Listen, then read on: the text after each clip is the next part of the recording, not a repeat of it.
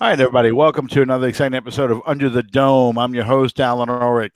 It's now week 2 of the OTAs. Once again, they will continue until I believe the second week of June, and then they will have the first full mini camp. The whole team, what I mean when I say full mini camp, then it's 6 weeks off. Then NFL training camp starts. I mean, this is the last week of June. Memorial Day was yesterday. Last week of May, I'm sorry. We're already starting June. So, hey, we're getting that much closer to football season. How you doing tonight, Sean? And welcome my co-host here, Sean Williams. I'm doing good, man. Coming to you live from the Two Dudes Studios in beautiful downtown Monroe, Louisiana. I will not show the view anyway. Uh, I want to pay the bills real quick. Thank Fan First Productions for being our sponsor, and invite you guys to subscribe to our show on iTunes and on YouTube. And I want to introduce the. I guess we probably need to stop referring to him as the unofficial third member. But he is also the host of the Bayou Blitz podcast and writer for Canal Street Chronicles, Bob Rose. Welcome, Bob. Thank you, Sean. Thank you, Alan. As always, it's a privilege and an honor to be with you guys. I appreciate you having me on again. Well, I tell you what, that's why the name of the show tonight is Best of Both Worlds. We get the best of the Bayou Blitz and the best of Under the Dome all in one roof tonight. So and I'm here too. Yeah, yeah, that's how that goes. Real quick, I want to acknowledge the passing of a legend. And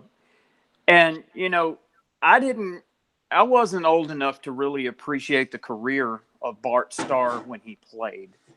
And unfortunately, as I was growing up, you got to see Bart Starr in the light of Bradshaw, a Staubach, and then a Marino, and then a Montana. And you never really fully got the full appreciation for what the man accomplished when he played.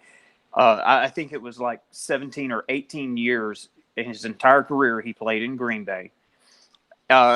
Sitting here at work, listening to the NFL Network, they were paying tribute to him the other evening on the day that he died. And it was amazing to me just exactly how many people, Steve Mariucci, who was the others, Brett Favre, all these legendary NFL personalities to a man said that his accomplishments on the football field paled in comparison to the type of man that he was off the field. And, sitting here watching that, I was thinking, God forbid that day come. But everything that they were saying about Bart Starr are the same things that are being said about Drew Brees now in the twilight of his career. And I never fully appreciated his career until I saw everything, all the tributes and everything that were paid to him. And I just wanted to say my thoughts and prayers are going out to the Packers nation and the Starr family. The first time I saw Bart Starr, of course, he was head coach of the Green Bay Packers in the 70s. I was just looking that up to see how long. I didn't realize he was as coach as long as he was, but from 75 to 83, he was the head coach of that team. So that means, I believe, Lindy Infante was the next one that followed him. But he was the last of the Lombardi era coaches. They went from coach to coach to coach, trying to grab people from Lombardi's staff to try and bring back the pack. So I found Bart Starr and the Green Bay Packers and Vince Lombardi so fascinating to read about and research. As I started to learn more about the sports, learn more about the sport of football, Bart Starr's name came up a lot. And, It was amazing the things that this man did, but no one knows about him really because the shadow of Lombardi was so great over the Packers and the Packers sweep that Bart Starr was just merely seen as an extension of the man, not as an individually great player. And that's what he was. He was a great player because you saw the transformation. He was a 17th round draft pick out of Alabama back in 1956. Don't make that sound like it's really a big deal because there was only 12 teams or 10 teams back then. So the 17th round pick, I just looked it up, was like pick 200. So, a lot fewer teams. So you went through the rounds a lot faster. It wasn't 32 teams like you have today. Anyway, but he was a 17th round pick. He was terrible under the previous coach. Lombardi didn't even want him to be his quarterback. But he just kept coming back and doing more and just drinking in the things that Lombardi wanted done, that Lombardi turned to him to become his leader of his team in 11-5 world championships. I think he was like 9-1 in postseason play. Just an amazing quarterback who thought nothing of play action pass on 4th and 2. I mean, it's just the things about him was just so impressive. They said on one of the tributes that they did to him the other night that his winning percentage in postseason still is the best in history. Absolutely, 9-1. I mean, how do you top that? The only way you can top that is go undefeated, and no one's going undefeated in the postseason. And I'll tell you what, guys, and like you both pointed out, Bart Starr is never, ever mentioned among the greatest quarterbacks of all time. And it's a measuring stick that unfortunately doesn't go in this day and age. It doesn't go back. It doesn't go back very far. Even the John Elways and Joe Montanas and Dan Marinos that you guys and I grew up watching, it rarely get mentioned now. Which I know infuriates the two of you as much as it does me. But like you guys, I mean, I was too young to remember to be even alive during the Bart Starr era. But thank you so much for so many reasons to the magic of NFL films. And they really brought that whole Lombardi Packer era to life. And the term game manager is used so incorrectly now to describe quarterbacks at any level, but it becomes an insult for NFL quarterbacks. But I'll tell you what, Bart Starr was the ultimate game manager. He knew Lombardi's playbook. He knew Lombardi. He knew what Lombardi wanted to do. And I think, Alan, you called him an extension of Lombardi on the field. And that's probably a perfect description of what Bart was able to do. Bart Starr can make all the throws then. You go back and you watch some of those Packer highlights, particularly in big games, and I mean he was dead on. And that ball had a lot of velocity on it. He had a nice quick release, good footwork, and could find his receiver and give his receiver didn't lay him out to dry and allowed his receiver room to run. But of course they didn't with the famous Packer sweep, and they played rather conservatively. Until it was 3rd and 1 or 4th and 2. And then everything that Bart Starr called on the field had the defense back on his heels and totally by surprise. And you should have, if you know the game of football and you watch Bart Starr play closely enough, then you have true admiration for the guy. And I mean, he deserves his place in the NFL Hall of Fame, and certainly to be mentioned more often among the game's greatest players, not just quarterbacks, but greatest players of all time. I think that it's really sad that he will probably be one of those people that was never fully appreciated for what he did until after his death, and that's really unfortunate, and it's all too commonplace these days. Mm-hmm. Well, one of the things too, and this comes from, I hate to call that this is what they are. It's they're stat watchers. people who are obsessed with statistics will look at his statistics and go, hey, man, he only threw for 2,000 yards, only threw for 1,500 yards. Why are you heaping so much praise on this guy? Anybody could have run that offense. He wasn't that great. You have to understand the era they played in and the type of football he played in, and that's what gets lost because it's the intangible stuff, the stuff that you cannot quantify on the field or in statistics. You just see it in the man. And he was the leader of that team. He was the one that made that team go. Lombardi could holler and scream all he wants, but Lombardi, once the game starts, all he is standing on the sideline. Bart Starr makes that team go. And you look at the Ice Bowl, and that's probably one of the best examples of who Bart Starr was. You look at the Ice Bowl, and in that final drive to go get that game-winning touchdown, the Packers offense, after the first two drives of that game, was really dead in the water. And the Cowboys were finally getting their footing and starting to come back. And, people know about the temperature of the Ice Bowl, minus 54 degrees. Lombardi had that field electrified. It was heated. They put the tarp down and turned on those heating coils. And what happened was when he took the blanket off of the field, so much condensation had formed from that blanket sitting on top of that heated field that when they pulled that tarp off, all that condensation instantly froze and became an ice skating rink. And as the afternoon went on, because back then they played championship games in the afternoon, not in the evening like we do today, the shadows grew. That corner of the end zone, or the end zone they were trying to drive through, was becoming harder and harder because the ice was thickening and you're slipping and sliding everywhere.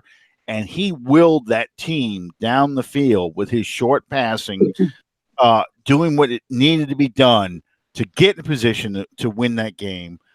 They run the what they called a wedge play. It was just a run play up the middle 3 times.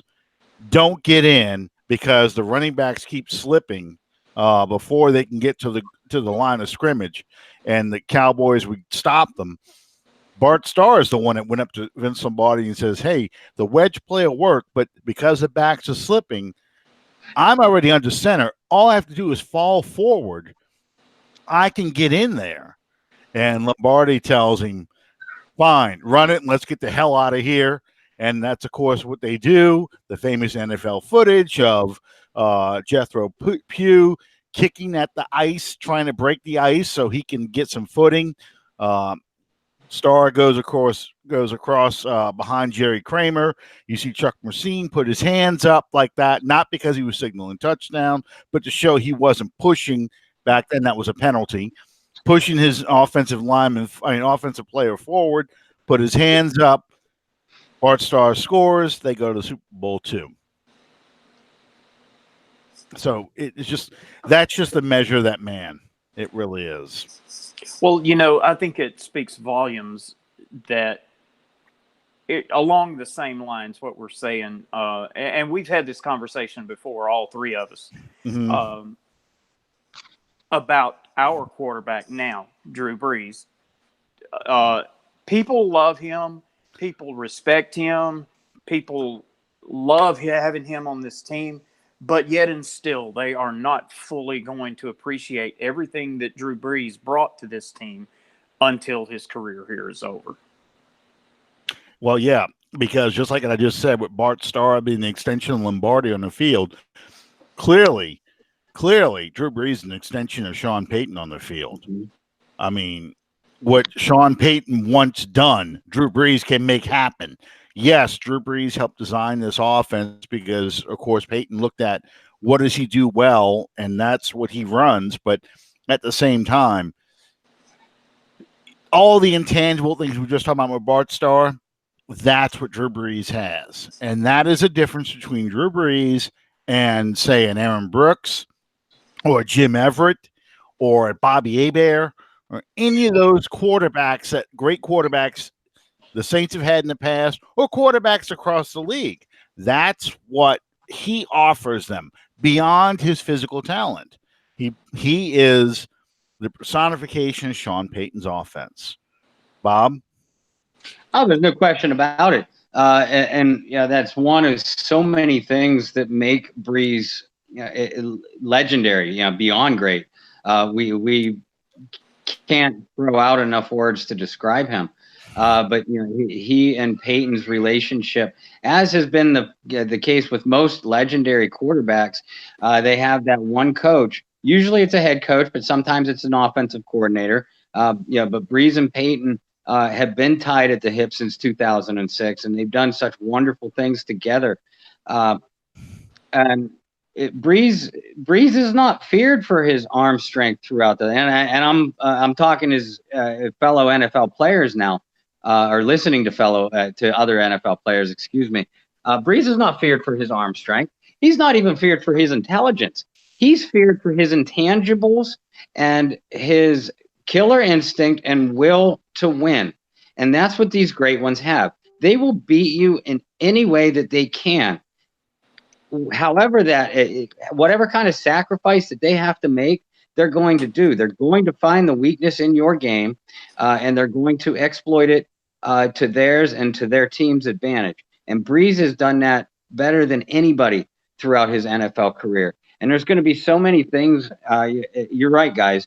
Brees is not appreciated for so many of these little things that is going to be instantly noticed. And what I mean by instantly, I mean within the first year of his absence from the New Orleans Saints, whatever quarterback they get to replace him. And hey, if we're lucky as a franchise, we're going to get the next Steve Young after Joe Montana. But guess what? Steve Young, and you guys remember how scrutinized was Steve Young really throughout his 49ers career unfairly, but especially in those first couple of years. And people were begging for Montana to be back. And it's going to be the same way in New Orleans. There is no doubt about it. It doesn't matter what kind of great quarterback that the Saints may get, and hopefully we're lucky enough to get after Brees. You almost feel sorry for the guy that has to follow Mr. Brees within that first year or two in particular. Absolutely. I mean, a lot of people are sitting there saying, well, Bridgewater's learning under Brees. And I'm not going to pick on Teddy Bridgewater today. I really am not. But Bridgewater's learning under Brees. It'll just be a seamless transition, or he'll be just as good. That's just not going to happen. I mean, it just doesn't. The reason why we could talk about Montana the Young and Favre to Rodgers is because you can name those. There's so few instances of this happening that you can just name those two players, and that's it. When it comes to, look at the Jets, they've been looking for a new Joe name. Excuse me. Looking for a Joe Namath forever. You look at the Miami Dolphins, they're still looking for the next Dan Marino. How long did it go from Terry Bradshaw with the Steelers to, Neil O'Donnell? He got into the Super Bowl, but, the first quarterback to win a Super Bowl for the Steelers was Ben Roethlisberger. It was a long time, and that it's so hard for that to happen again. And another thing about the Brady Rodgers, or excuse me, the Favre Rodgers and Montana Young types of examples, those guys were in the system together for years before the time came to make the switch. And New Orleans doesn't have that. They have not addressed that position as a position of need. Mm-hmm. You got Terry Bridgewater, which was a very expensive insurance policy. And I have yet to discuss it with anyone that truly and sincerely believes that Bridgewater is going to be the next franchise quarterback for the Saints. And obviously, unless a divine intervention takes place, it's not going to be Taysom Hill. One of the things that has to happen is, you have to be lucky. We were lucky to get Brees. Let's face it. the Dolphins were lucky to get Dan Marino because he should have gone to the Steelers in the 83 draft. The Steelers believed for some reason in Mark Malone, and also, I guess, really thought there was something to these drug rumors at University of Pittsburgh. He's in your own backyard and you let him slide past you. Or, you look at a team like the Kansas City Chiefs, who had a shot at Marino, took Todd Blackledge instead because Blackledge had all the awards and all the stuff that you thought, okay, that's all the signs of a great quarterback. The Indianapolis Colts, or the Baltimore Colts back then, take your boy John Elway, Bob Rose. Elway's like, there's nowhere on God's green earth I'm playing for you guys. I'm going to the to play baseball, play the Yankees, unless you trade me. So there's so many things that could happen that prevent you from getting that franchise quarterback. So to get two of them back to back, oh, look at that. Well, hey, I like those helmets, though. I miss those helmets. I do too. I felt on a couple of weeks ago, the NFL, I don't know what Cleveland did to the NFL Network, but they, in one night, they showed the complete games of the drive and then the other one. The fumble. The fumble. Showed both games in their entirety. Wow. I remember. I'm going to really age myself here. I remember watching those games live. Yep. And as the drive was happening, I just couldn't believe it. I just kept saying, they're going to get him. Michael Dean Perry's got to make a play at some point in this game. He's going to make the play. And he never did. And I just, Bob, I'm trying to remember, in that game, wasn't there a fourth down conversion he made on that drive? He converted 3 third downs, a 3rd and 10. Yeah. And then the third and goal to get the touchdown. But in between, right at midfield, and Browns coach Marty Schottenheimer is on record many times as saying it was right at this conversion that he started to get worried. It was a 3rd and 18. That's what it was. Elway was in the shotgun, and actually the snap went awry. He had to reach all the way out like a baseball catcher diving for a wild pitch. It hit the guy. It hit the guy in motion. Yep. Yeah, that's what it was. That's the play I'm thinking of. Yep, I remember that vividly. I think it was Mark Jackson that caught it, wasn't it? Yes, sir. Yes, it was. He used his, as NFL film said, he used his body like a third hand to cradle the ball in. And that just tied the game. That's what ended up sending to overtime. Cleveland had other chances to win, and my God, now I'm going to start to sound like the damn Rams fans talking about the NFC Championship game last year. But yeah, but when I watched both games, I happened to be taking the Christmas tree down. So because that's how the playoffs rolled back then. So I'm watching this game. I'm taking the Christmas tree down again at my parents' house, and because everyone hated doing that.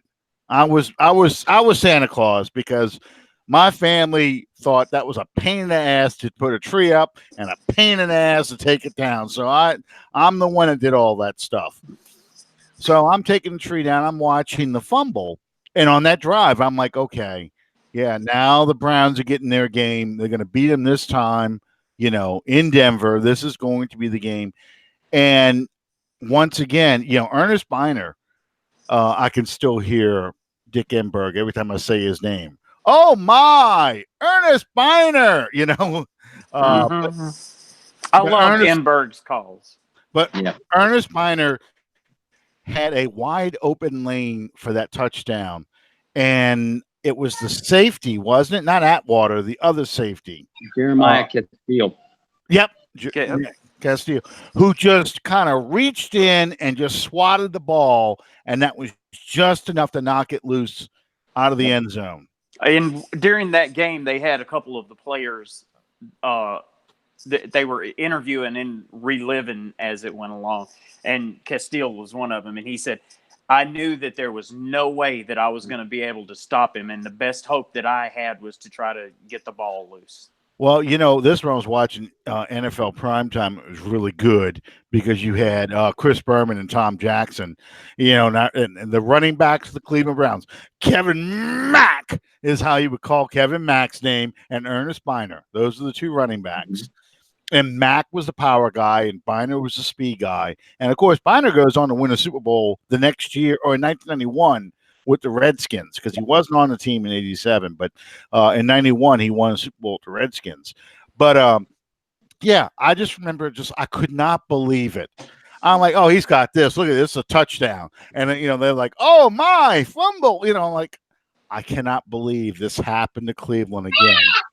So, yeah, Will, I couldn't believe it either. That's exactly what I said. So, and your heart breaks for Biner because he had such a phenomenal game up to that point. Well, he was hated in Cleveland for that.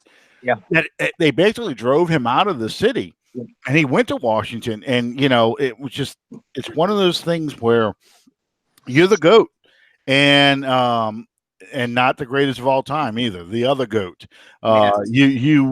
You really, for a city like Cleveland that hasn't won anything in football since the Jim Brown days of the 60s, that it's just so hard because you never know. You thought you could get back again. You never did. And I felt for Marty Schottenheimer too, because Schottenheimer, he did the same thing in Kansas City, couldn't win it. Did the same thing in San Diego, couldn't win it. And he's a fantastic coach. He really is. Yeah. He's suffering from Alzheimer's now, but in his prime, if I had a team that was a perpetual loser, and I wanted to turn them around, Marty Schottenheimer would be the coach that I want to coach my team. Because I'd have them kidnapped for the playoffs, but yeah. It's and the funny thing is, it's people blame Schottenheimer for his coaching in those playoff games, but it was just weird things would happen to him. Mm-hmm. That the fumble, the drive, the San Diego, the last playoff game he did, San Diego, the guy picks Brady off. All he's got to do is fall down on the ball. The game is over. He tries to run with it. It gets knocked from his hand. New England recovers it again. It's just those kind of things. And when he would try and get out of, because of the Marty Ball reputation, he'd try and get out of that mindset. He ended up making worse mistakes instead of just being who you were. Just one of those things about him. Well, and as followers of the Saints, guys, we've heard the comparisons between Jim Mora and Marty Schottenheimer, because both coaches would do just a fantastic job in the regular season. Both coaches, right around the same time period too. Both coaches built, we'll call them mediocre franchises, into bona fide Super Bowl contenders within their conference. And then just fell short in the playoffs. But you're right. Schottenheimer deserves a lot of the blame, but some of the craziest things that imaginable would happen to his teams.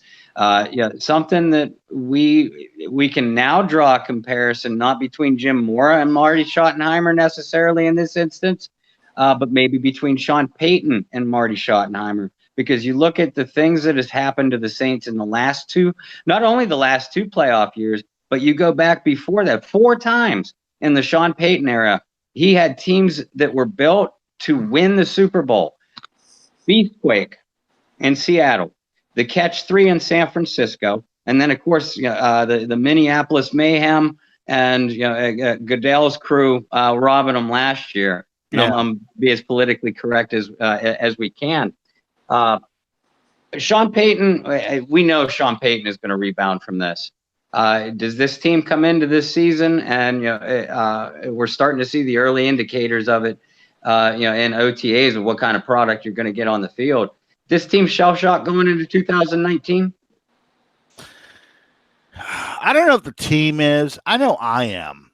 I'm Yeah. really, I'm serious. I'm having a hard time with this team this year because, and I fell down a rabbit hole, the YouTube rabbit hole the other day, and they now have, there's a guy who's put out every single Saints highlight film during the Jim Mora years, 86.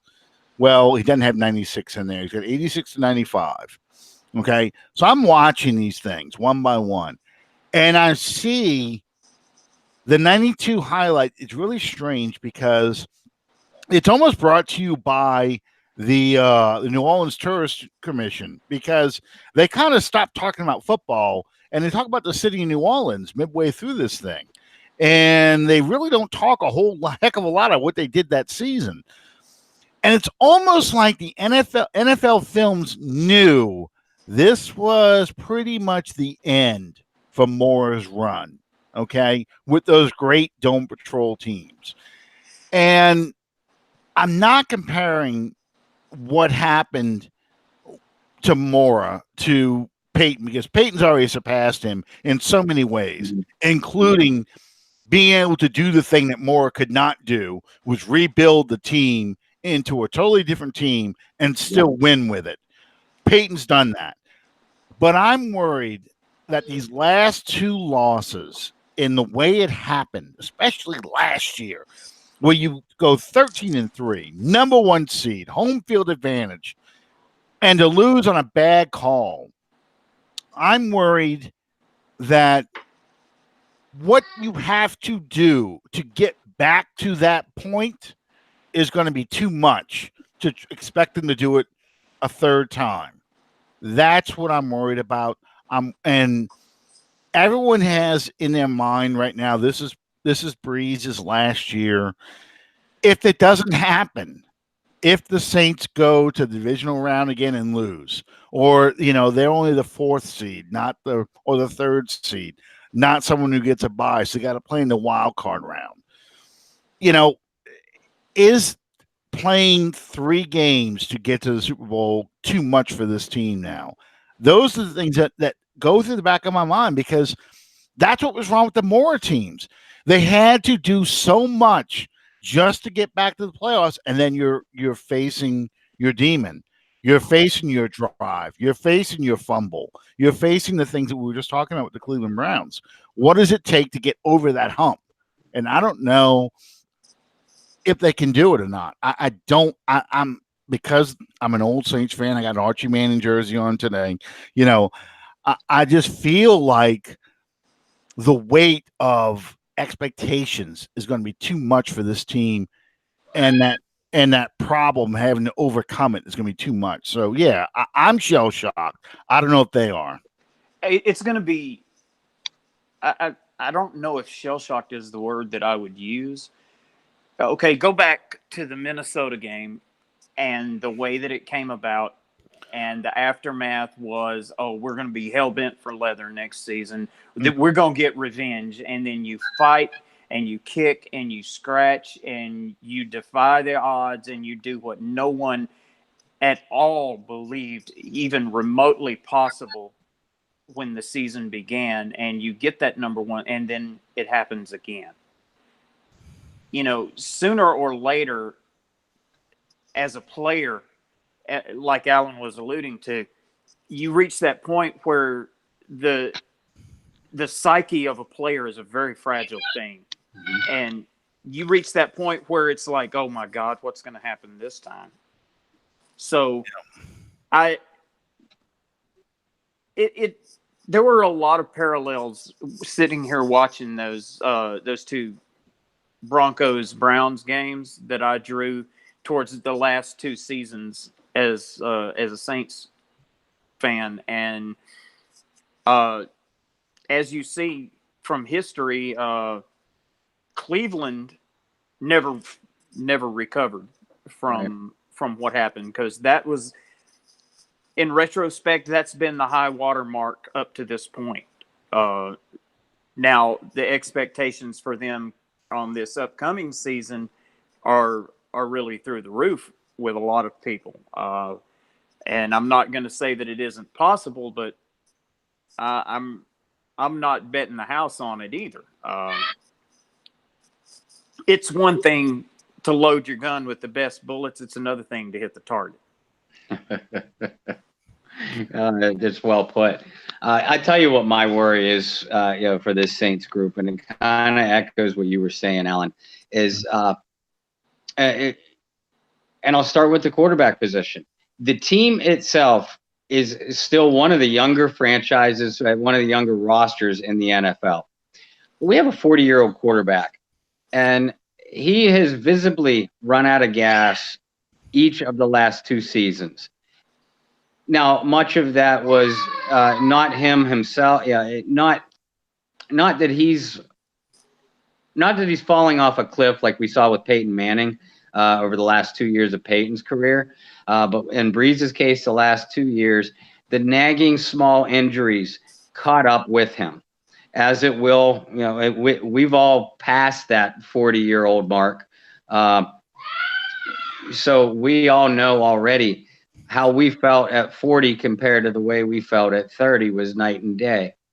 So my worry is not Brees' conditioning, or does he have anything left in the tank? He wouldn't be playing, guys, if he didn't. You guys know that. Yeah.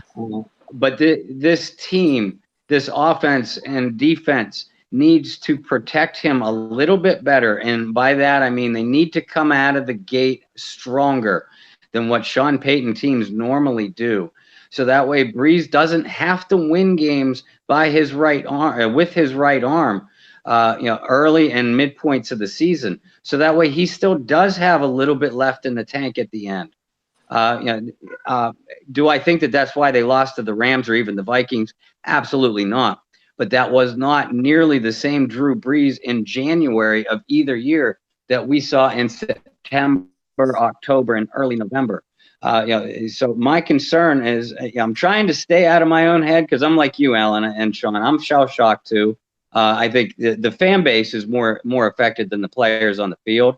But Sean, when you said that these guys are human and it does affect their psyche, it can't help but to once things get a little bit rough. But my concern, and I will take it back on the field, in that these guys have to continue to approach it as a strong one unit, one thought mentality. But they've got to come out of the gate sooner, so that way they have more bullets in that chamber at the end. So that way they don't. In other words, they should have blown away the Rams that day in January. They should have blown away the Vikings the previous year in January. They had the roster to do it, but just didn't play well even early in that game. Because the Minnesota game, playoff game, they were a little bit beaten up, and the Rams games, they just so many missed opportunities on the field. They're going to, they have the horses to do it still.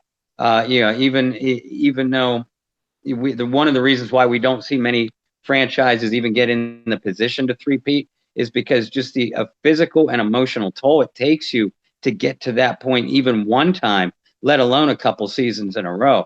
I think because of the youth of the roster and how hungry they are at getting so close, I think that that's going to be a benefit to them. But they've got to come out of the gate sooner to help themselves down that stretch. Yeah, because again, we're talking about the Cleveland Browns, talking about Bart Starr, how hard it was for him to do the three-peat because they won an NFL championship in 65, and then they go to the Super Bowl in 66, 67. But, the hard part for this team, let me back up real quick before I go into this part. In 2011, when the San Francisco 49ers, the catch three happens, asking each of y'all, were you upset to the point of this is our last shot, we don't have another shot to go back, or were you like, man, I'm pissed off, but we're gonna be back next year? I felt like we'd be back the next year. Of course, shortly thereafter, Bountygate happens, and right, we had no idea falls out. We had no idea that was going to happen, though. Yeah, but I didn't see it. I mean, San Francisco did what they had to do to win the game. I don't dwell on getting beat by a team that was better that day, because when you line up, one team's got to win, one team's got to lose. I got you. Now, the caveat to that is NFC Championship game this year. The team that lost was the team that was anyway. Yeah. We didn't lose to the team that scored more points. I got you. And I'm going somewhere with this, but let me ask Bob. Bob, how about you? After the 2011 divisional round playoff game and the catch 3 happens, you're pissed, but do you feel like we were not going to come back to the playoffs? I had an eerie feeling, and like you said, guys, we had no idea the Bounty Gate was coming, or that Goodell was going to go on his first witch hunt of the Saints. Yeah. But I had a funny feeling coming out of that 49er game. I felt going into the playoffs that this was going to be the Saints' second Super Bowl championship. In fact, there was little doubt in my mind. Looking back on it, I don't know how I personally felt overconfident about this team going into San Francisco and rolling over them, but that's exactly what I thought that they would do. So I did have an eerie feeling, even though that that was still a very experienced and somewhat young roster that was in place for a run. I still felt like this was as good a shot as they could have gotten. So it left me with a much more empty feeling than what it did, say, in 2010, when they had kind of limped in the playoffs as a very beaten up team. Well, okay, because that's where I'm going with this.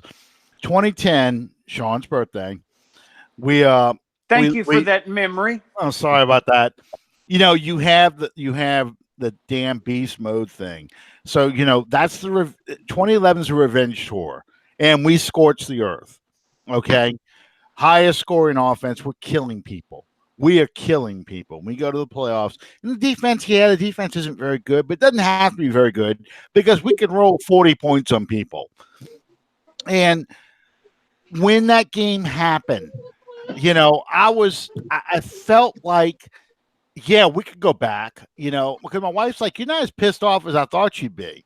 Because she remembers me in 2006. I was pretty pissed in 2006 because I thought that was our last shot of doing anything.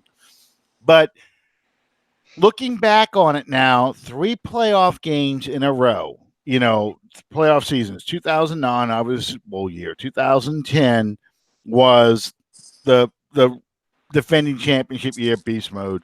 And 2011, 13-3, scorched earth. Okay. Bounty Gate happens. We have one last gasp of the older roster in 2013 before we really start the rebuilding project, the 3-year rebuilding project. So now we have playoffs 2017, playoffs 2018.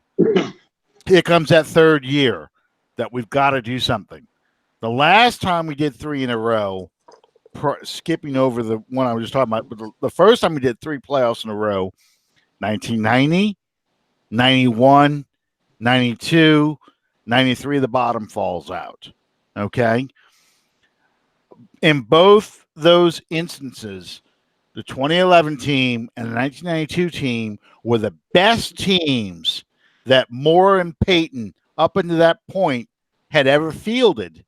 And they didn't get it done. Okay. Moore's team once again lost in the wild card round. Peyton's team loses the divisional round. I am worried that this will be our 3rd playoff team. This is the year that we're supposed to do the revenge, although last year was supposed to be the revenge year. And what happens if this is the last team before Brees retires and we start having to start paying some of these draft picks that we've had, and the team's going to have to be refocused and reshaped? This is the last go-round. That pressure to not only make it the Super Bowl, but to win the Super Bowl is just going to be so great. It scares me. It really does. And I'm having a hard time this offseason. I really am. Oh, it's absolutely terrifying, and more so than just whether Brees is going to go or not. You bring up, some very slap in the face, hard to take, hard to swallow realities. Michael Thomas, Andrus Peat, and Von Bell's contracts are all up after this year. Mhm. And I think, if I'm not mistaken, Cam Jordan has an opt-out clause too. Yeah. Then beyond that, you're talking about Lattimore, Kamara, Ramczyk, Anzalone, and I'm not sure about Demario Davis. But Eli it has Apple. Eli Apple. Eli Apple, Marcus Williams. It has the eerie feeling of what all of us slightly older Saints fans can recall from those Mora teams when the Dome Patrol and Eric Martin and Dalton Hilliard and Bobby Hebert and that very good offensive line, on those Mora teams, they were slowly starting to crumble away because they were either, in those cases, they were either getting older, being traded, or Plan B free agency. Mhm. It does have this eerie feeling, and the expectations are great. And these players, this coaching staff, they put it on themselves. So I'll give them credit. It's not like that they're going to collapse from the pressure of their fan base, but just the reality of what it's going to take for them to get this done. And they've gotten so close, so now they know what it takes to get it done. How much is that weighing on you going into a season? That's a fair question, but it's not one that any of those players or that team as a whole is going to be able to answer until we get to the midway or 2/3 part of 2019. Yep, exactly. Okay, so last question, since we're kind of running out of time, and I wanted to talk about this too. Gerald McCoy. Speaking of spending money, Gerald McCoy is a free agent. Allegedly, 11 teams are interested in him, including the Saints. I take all that with a grain of salt because I know for these insiders, it's the agent talking. And we saw with the Mark Ingram thing that agents tend to blow a lot of smoke up people's asses to try and get the best deal possible for their player. What are the odds you think that the Saints will sign McCoy? Bob? I'd give it about 40%. 40%. I give it about 40%, four chances in 10. I was taking what McCoy himself and his agent was putting out there when he was finally granted his release from Tampa, and that he was interested in a contender. And then I saw what his actions were.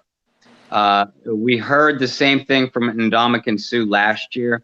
And then we saw Suh go on the tour with the Saints and the Rams and some other bona fide contenders, Eagles, I think, too, before he finally settled on the Rams. We're not seeing that in a Gerald McCoy right now. We're seeing maybe some of the lesser teams or the ones that aren't at the top of the favorites list. Now, I'm sure that young man still does want to play and contend for a Super Bowl, but I think maybe the almighty dollar is going to weigh his decision perhaps a little bit more than what it did in Ndamukong Suh's last year.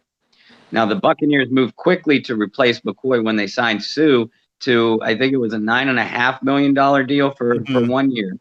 So that's the benchmark. If the Saints are going to get Gerald McCoy, you have to figure that they're going to have to spend at least $9 to $10 million this year. Now, as far as the Eeyores of the Saints Nation, saying, "Oh, they'll never be able to do that." What team have you been paying attention to for the last 12 years? If McCoy gives them the opportunity, and the Saints do truly want him in the fold, I'm not worried about the dollars. They'll move the dollars around necessary to get him in. I'm a little bit more worried that a team like the Cleveland Browns, and I'm only saying that because I heard he was going to visit them, I believe, tomorrow. If the Cleveland Browns come to the table with a ridiculous long-term deal that's going to pay McCoy $15 to $20 million a year, the Saints are going to opt out. they have enough contract negotiations staring them right in the face. Yeah. If it's an opportunity to get McCoy for a 1 to a 2-year deal at anywhere between $8 and $10 million, I think we could see it happen. But I think McCoy's got to get out of Cleveland first. And if he gets out of Cleveland without any strong rumors of a deal, then I might ratchet my chances for the Saints to sign him up to, say, maybe at least over half. Yeah. Sean? I would say less than that, maybe 2 and 10 or 1 and 5. Look, the reality of the situation is this: Gerald McCoy, this is going to be the last opportunity that he has to make a contract. He's gonna feel the urgency to go for the money. Now, if he is one of those players that is willing to temper his money chasing with how much a Super Bowl ring cost, that remains to be seen. But I don't really think that the Saints see him as a necessity enough to dole out $9 to $10 million for it. I really don't. Well, but I do think that a lot of the decision towards McCoy is going to be directly dependent on the situation with David Onyemata, though. yeah. Well, I don't think it's 10 teams interested in him. I think that's a BS number. I think it's more likely 4 or 5. The Browns, the Colts, the Saints, and maybe a team like the Patriots or someone like that. I always throw the Patriots in because they're always looking, but I don't believe it's 10 teams. And yes, I think with McCoy, it's going to be, okay, I know I can win with the Saints. I know the division. I know what I'm going to do there. If I go to the Browns or the Colts, I could win there. I have a better shot at winning with the Colts than I do with the Browns, but I could win with the Colts. The Colts play in division, a Southern division, just like what I came from. 2 dome teams, 2 open-air stadium teams. And mild weather. In fact, Jacksonville's in Florida, just like where I played. So, the Colts are a pretty inviting team. So now it becomes a money issue. And I think the Saints are looking at somewhere between $8 and $10 million for him. And if someone offers him 11 or more, I think that's where he'll go. Now, what his chances of doing that? I do think he leaves the Browns with no contract tonight, this week. I think he does the tour just like Sue did, and he's going to sit on his decision for a while because he knows it's OTAs right now, mini camps, and then they're off. And he's not in a big hurry to go sign a contract with somebody. He's going to try and use whatever leverage he can get to try and squeeze a little more money. And if it's a case of playing the Browns against the Colts, I'm just throwing those 2 teams out there to see who's going to offer me more money. He'll do it because that's what Sue did. That's basically what Sue did last year. He saw that. That's what he wants to be able to do. The only option the Saints have is he has to want to – the money has to be fairly close, and he goes with the team that he knows and knows can win. That's the Saints' best option in that. Saints' best opportunity there. So yeah, and it would only, if he comes to New Orleans, I think it would only be on a 1 or 2 year deal. Yep. Where, like you pointed out, Sean, he would still be young enough at the end of that hypothetical contract where he could cash it in big. Like Sue is kind of gambling on himself again to play well on a 1 year deal to get another multi-year deal. And Sue and McCoy both came out in the same draft, I do believe. So they're at least within a year or so of each other. yeah. So they're kind of each going about the same kind of strategy now. Sue has already been through this game once before, having done it last year.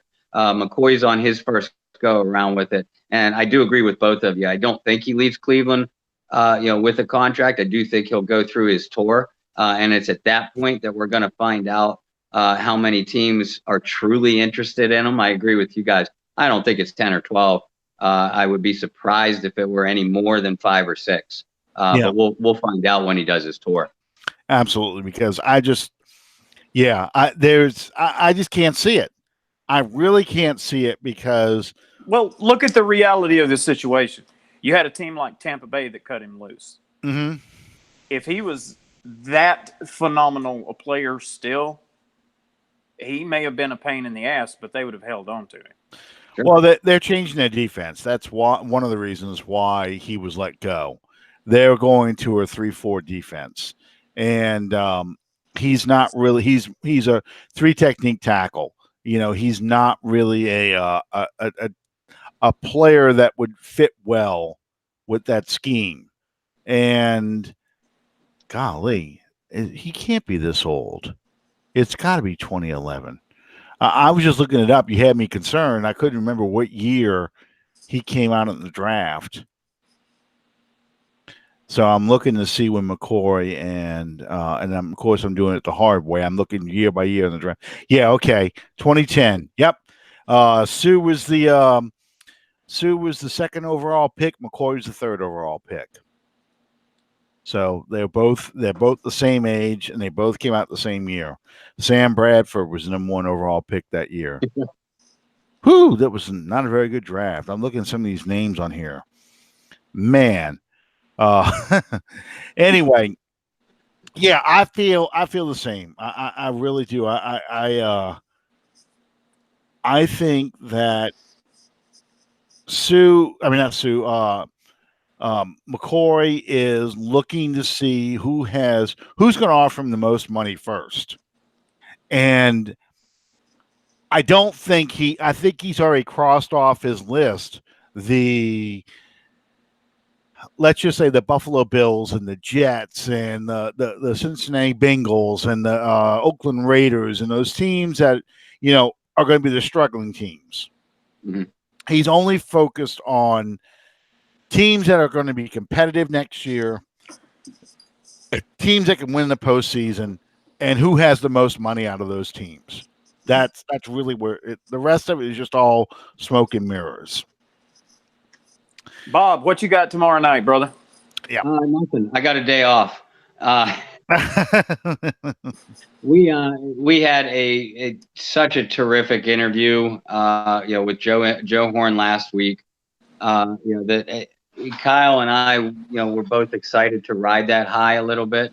But we're kind of, I'm kind of changing my technology and juggling some family stuff on my end. And Mr. Mosley, my wonderful co-host, his son, I believe, is going through the graduation proceedings, and he is a little bit under the weather. So we just decided to take the night off. Will is not taking the night off. We're taking the night off. Maybe I will churn out another article or 2 from Canal Street Chronicles this week. And I just finally started up a Bayou Blitz Twitter account, which I'm in the process of posting all of our past shows. So I'll do a little bit more of that.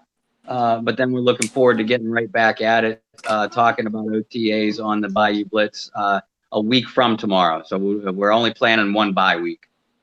Cool. Good deal. Thank you guys for joining us tonight. It's time for me to go light the fires. Love you guys. Thank you so much for joining us this week. Join us again next week. And to you, Mr. Ulrich. Well, Bob, once again, thanks for being on the show. Thank you, Will, for being on the show. And as always, we love having you as a guest. You've always got a great insight, and your articles are great, especially getting to know some of these young players. The Saints made a couple more moves today, but we didn't really talk much about the special teams.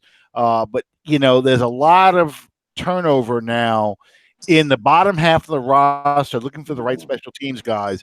That's a good focus for us to talk about next week when we see you on Under the Dome. Good night, everybody.